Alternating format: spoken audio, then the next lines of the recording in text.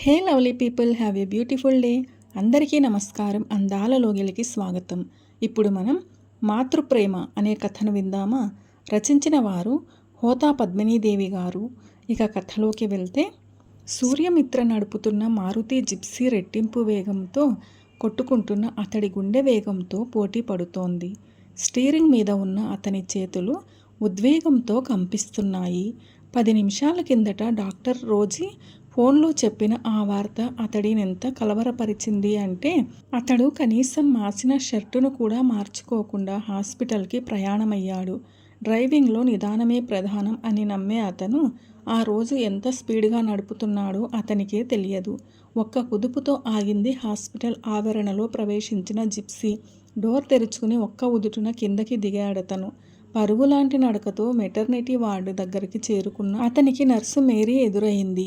గత వారం రోజులుగా డాక్టర్ అబ్జర్వేషన్లో ఉన్న తన భార్యని కంటికి రెప్పలా చూసుకుంటున్న నర్సు ఆమె.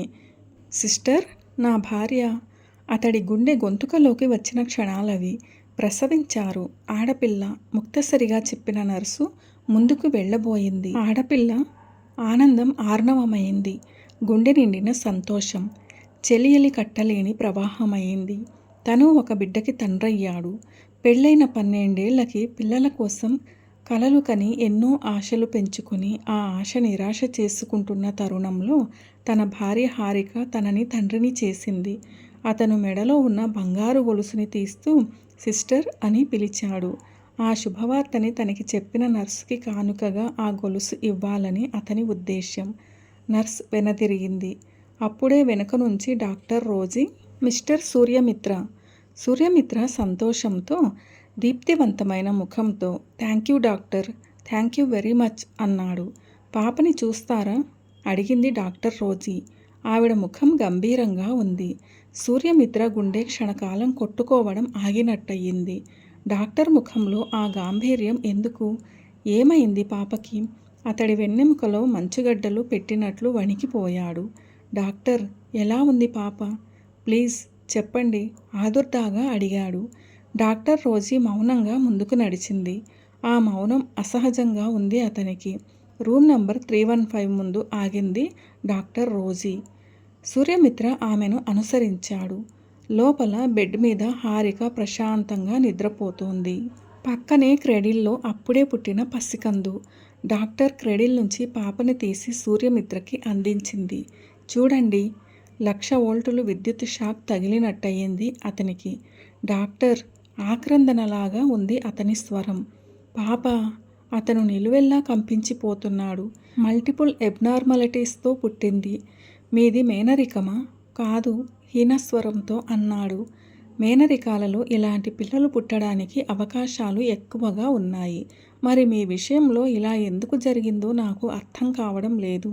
సూర్యమిత్ర విహ్వలంగా తన చేతులలో అమాయకంగా నిద్రపోతున్న ఆ పాపనే చూస్తున్నాడు. లేత గులాబీ రంగు వంటి ఛాయతో గుండ్రని ముఖం, పెద్ద పెద్ద కళ్ళు, నల్లటి వత్తైన జుట్టుతో, కుడి బుగ్గ మీద విధాత పెట్టిన దిష్టి చుక్కలా ఉన్న కుంకుడు గింజంత పుట్టుమచ్చతో రబ్బరు బొమ్మలా ఉన్న ఆ పాపకి కాళ్ళు చేతులు సరిగా లేవు. ఆపరేషన్ చేసి పాప కాళ్ళు చేతులు మామూలుగా చెయ్యవచ్చు కదా డాక్టర్? డాక్టర్ రోజే నిస్పృహగా తల విదిలించింది. కాళ్ళు చేతులు పైకి కనిపిస్తున్న లోపాలు. పాప అవిటిదే కాదు, మూగ అవడానికి కూడా అవకాశాలు ఉన్నాయి. నాలుక కూడా సరిగ్గా లేదు. అతని కళ్ళ నుంచి 2 నీటి బొట్లు జారి పాప నుదిటిపైన పడ్డాయి. ఏది సత్యం, ఏది అసత్యం?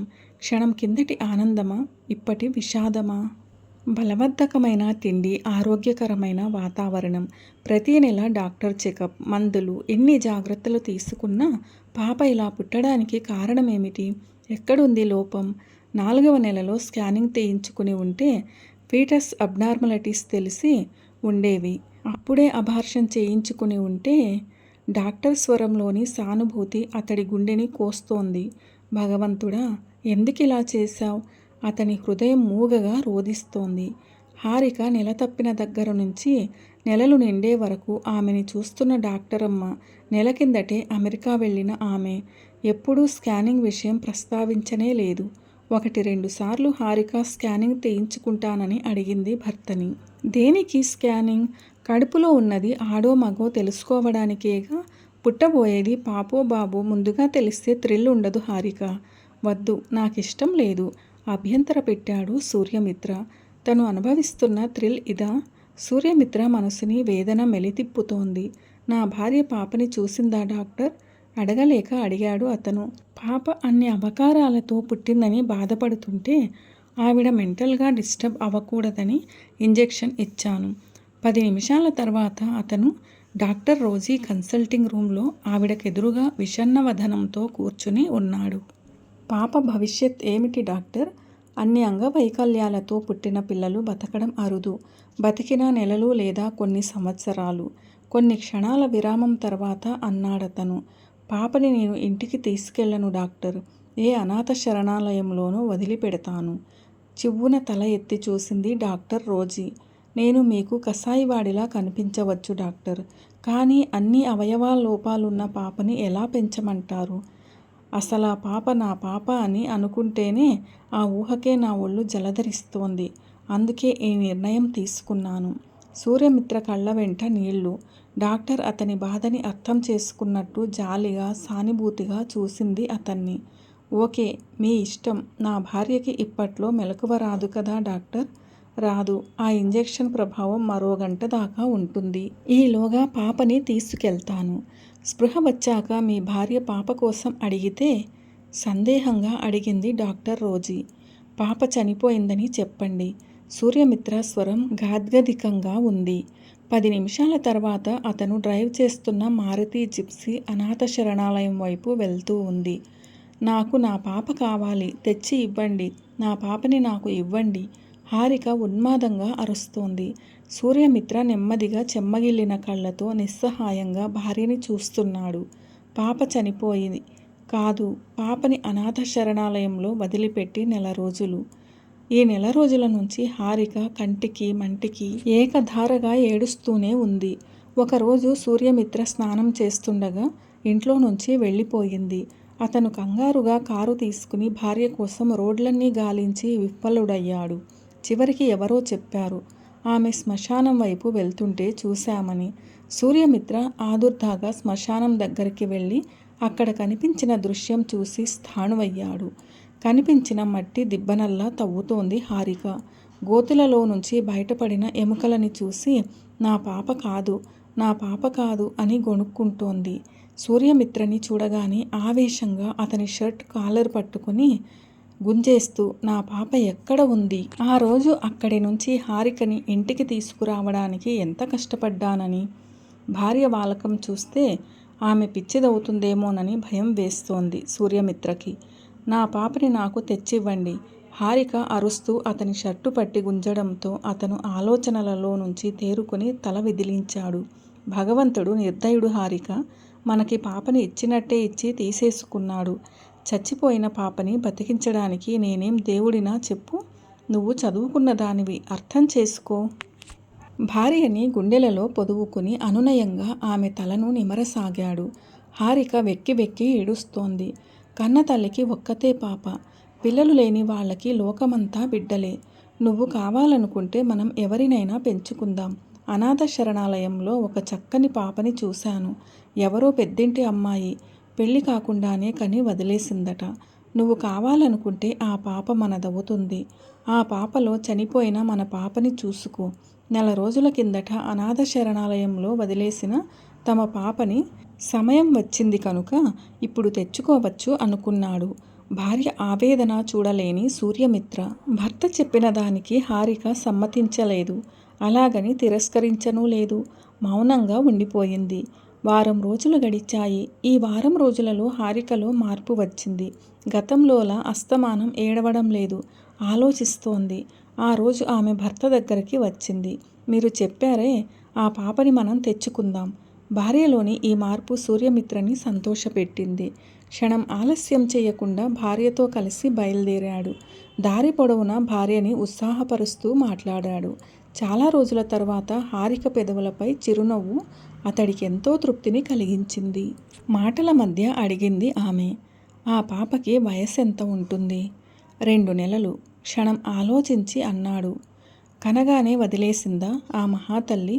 నవమాసాలు మోసి కన్నపాపని పురిటికందుగా ఉండగానే వదిలేయడానికి ఆ రాక్షసికి చేతులెలా వచ్చాయో నిరసనగా అంది. తన ముఖంలో మారుతున్న రంగులని భార్య కంట పడనివ్వకుండా చివ్వున ముఖం తిప్పుకున్నాడు సూర్యమిత్ర. ట్రాఫిక్ జామ్ అయినట్టుంది. ముందున్న వాహనాలన్నీ నిలిచిపోవడంతో సూర్యమిత్ర కూడా తన కారు ఆపవలసి వచ్చింది.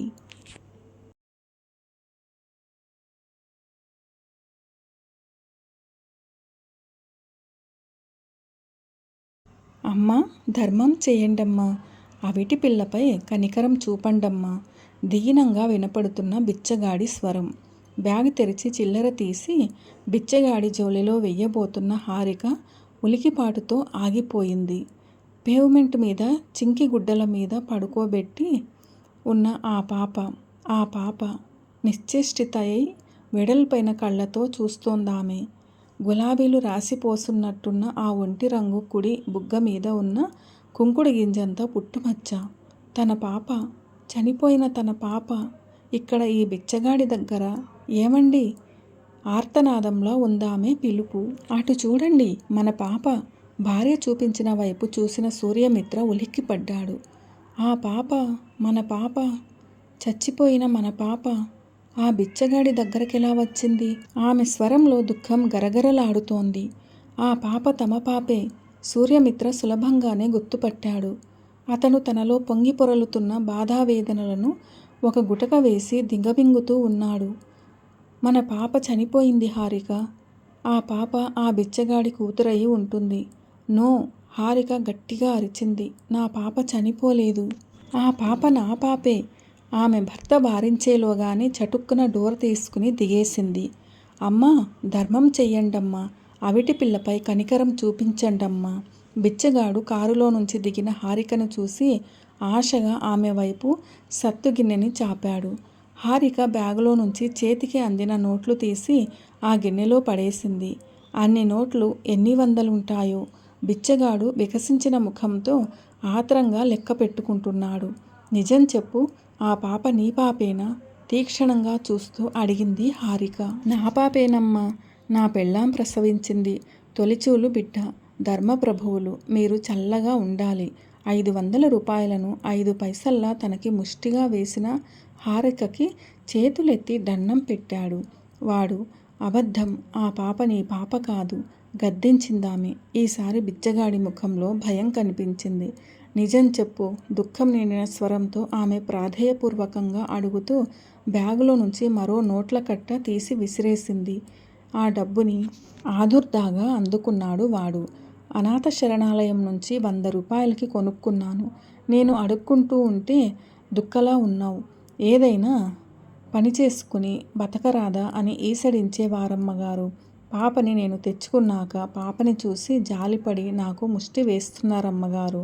హారిక ఇచ్చిన డబ్బే వాడి చేత నిజం పలికించిందో లేక ఆమె కళ్ళల్లోని నీళ్లు వాడిలోని నిజాయితీని వెలికి తీసిందో తెలియదు. హారిక బ్యాగ్లోని డబ్బంతా వాడి ముందు గుమ్మరించింది. ఈ డబ్బంతా తీసుకుని పాపని నాకివ్వు. బిచ్చగాడి సమాధానం కోసం ఆగకుండా చింకిగుడ్డల మధ్య ఉన్న పాపని అపురూపమైన పెన్నిధిలా చేతుల మధ్యకి తీసుకుంది. పాలిపోయిన ముఖంతో నిలబడి ఉన్న సూర్యమిత్ర దోషిలా తలవంచుకున్నాడు. ఆమె అతడి చేతిలోని కారు తాళాలని విసురుగా లాక్కుంది. హారిక! అతను ఆదుర్దాగా పిలిచాడు. హారిక ఆగలేదు. పాపతో సహా కారెక్కి కారు స్టార్ట్ చేసింది. హారిక! సూర్యమిత్ర ఆమెను ఆపాలని కారు దగ్గరికి పరిగెట్టాడు. కారు సంధించి విడిచిన బాణంలా ముందుకు దూసుకుపోయింది. అనాథ శరణాలయంలో ఆమెకి కావలసిన వివరాలు లభించాయి. ఆ పాప తన పాపే. హారిక దుఃఖోద్వేగంతో కంపించిపోతోంది. పాప చనిపోయిందని డాక్టర్ చెప్పినప్పుడు కూడా అంత దుఃఖం కలగలేదు ఆమెకి. నవమాసాలు మోసే రక్తం చిందించి కన్న తన పాప తల్లి తను ఉండగానే అనాథగా అనాథ శరణాలయంలో చేర్చబడటానికి కారణం పాప అంగవైకల్యం. ఒక బిచ్చగాడు బతకడానికి డబ్బు సంపాదించి పెడుతున్నది పాప అంగవైకల్యమే. చెంపల మీదే నుంచి కారే కన్నీటిని తుడుచుకోవడం మర్చిపోయింది హారిక. భార్య కోసం వెతికి విఫలుడై ఆమె ఇంటికి వెళ్ళి ఉంటుందనే ఆశ ఏమూలనో రెపరెపలాడుతుంటే ఆటోలో ఇంటికి చేరిన సూర్యమిత్ర ఎదురుగా కనిపించిన హారికని చూసి ముందుకు అడుగు వేయలేకపోయాడు. హారిక గుండెల దగ్గరగా పాపని పొదివి పట్టుకుని ఉంది. ఎడమ చేతిలో సూట్ కేస్. హారిక! అతను ఆమె దగ్గరగా వెళ్ళాడు. నన్ను క్షమించు. అతని కళ్ళల్లో నీళ్లు. ఎందుకిలా చేశారు? పాపని కన్న తల్లిని నేనుండగా అనాథనెందుకు చేశారు? అవిటిదానిగా పుట్టడం అది చేసుకున్న పాపమా? ఈ అవిటి పిల్ల మీ బిడ్డ అని చెప్పుకోవడం మీకు నామర్దా కదూ? అందుకే దాన్ని అనాథ శరణాలయంలో వదిలి నిశ్చింతగా చేతులు దులుపుకున్నారు. పాప కంటే పెద్ద అంగవైకల్యం మీకు ఉంది. అంగవైకల్యం గల పాప మీ బిడ్డ అని చెప్పుకోవడానికి నోరు లేని మూగవారు. అలాంటి పాపకి మన స్థైర్యాన్ని అండగా ఇస్తూ నిలబడలేని కుంటివారు మీరు. కన్న బిడ్డని గుండెలకి హత్తుకోవడానికి మీకు చేతులు లేవు. మీరంటే నాకు అసహ్యం. అందుకే నేను నా పాపతో సహా ఇక్కడి నుంచి మీకు దూరంగా, మీ నీడ కూడా మాపై పడనంత దూరంగా వెళ్ళిపోవాలని నిశ్చయించుకున్నాను. హారిక! పసివాడిలా ఏడుస్తూ ఆమెని చుట్టేశాడు సూర్యమిత్ర. నేను చేసిన పాపం క్షమించరానిది. నువ్వు నన్ను క్షమించగలిగితే పాపకి తండ్రిగా నాకు స్థానమియ్యు. ఈ వికలాంగుడికి చేయూతనివ్వు. అతను ఏడుస్తున్నాడు. మనసుని ఆవరించుకుని ఉన్న మంచు తెరలు కరిగిపోయేలా ఏడుస్తున్నాడు. హారిక తడికళ్లతో అతని వైపు చూసి ఓదార్పుగా అతని భుజంపై చెయ్యి వేసింది. అతను పాపతో సహా ఆమెని గుండెలో పొదువుకున్నాడు. హోతా పద్మినీదేవి గారు రచించిన మాతృప్రేమ అనే ఈ కథ ఎలా అనిపించింది? మీకు నచ్చిందా? నచ్చినట్లయితే వీడియోను లైక్ చేయండి. మీ ప్రియమైన వారందరికీ షేర్ చేయండి. అలాగే మన ఛానల్ను సబ్స్క్రైబ్ చేసుకోవడం అస్సలు మర్చిపోవద్దు. వీడియోను చివరిదాకా చూసి కథను పూర్తిగా విన్నందుకు ధన్యవాదాలు. ఈ కథపై మీ విలువైన అభిప్రాయాలను కామెంట్ సెక్షన్లో తప్పకుండా తెలియచేయగలరు. A very special thanks to the story writer Hota Padminidevi garu for this wonderful and amazing story Matruprema. ఇలాంటి మరిన్ని మంచి కథల కోసం stay tune Andala Logili. See you all in another video. Till then keep smiling and be happy.